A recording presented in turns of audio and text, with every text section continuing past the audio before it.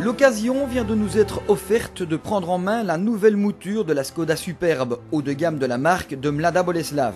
Si ce modèle nous avait déjà séduit sur papier, allait-il en être de même sur route? La réponse n'a guère tardé. En toute logique, le premier contact avec un nouveau véhicule se fait visuellement. Difficile à cet égard d'émettre un jugement tant il est vrai que cette considération demeure finalement assez personnelle. Toujours est-il qu'objectivement, il faut reconnaître que la Superbe, si elle n'a rien d'extraordinaire, ne dénote pas. Et que dire de l'intérieur et de l'équipement qui ne suscite a priori que des éloges en termes de qualité perçue et de quantité.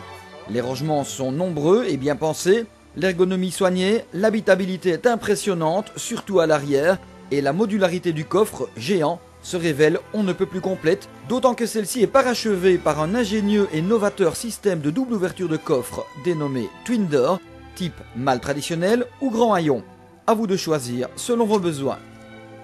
Peut-être cela vous paraîtra-t-il bizarre, mais notre choix s'est porté sur un moteur à essence plutôt que sur l'un de ces diesel TDI désormais bien connus, soit-il à injecteur pompe ou à rampe commune. Downsizing oblige, tendance appelée à se généraliser, c'est un petit 1400 cm3 qui joue les bases pour cette famille haut de gamme. Mais un petit 1400 pour une voiture de 4,84 m et près de 1500 kg, est-ce bien raisonnable? C'est précisément ce qui a attisé notre curiosité. D'abord, nous aimerions apporter cette petite précision d'importance. 1400 cm3 peut-être, mais de 125 chevaux et 200 Nm de couple, tout de même. Cela étant, ce galop d'essai a permis de confirmer ce que nous imaginions, cette auto est remarquable. Associé à une boîte 6 manuelle, ce groupe propulseur déjà connu chez VW se révèle d'emblée extrêmement agréable et alerte.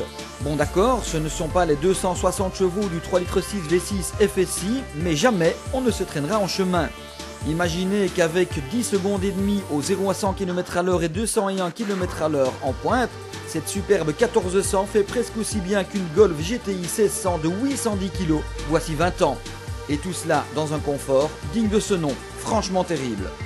La finition élégance, la plus cossue, n'est pas plus prévue pour la 1400 TSI que la boîte DSG et la transmission intégrale, proposée avec certains moteurs. Ce modèle d'attaque existe juste en deux finitions, classique et ambiante, suffisant toutefois pour en faire un modèle sans concurrence.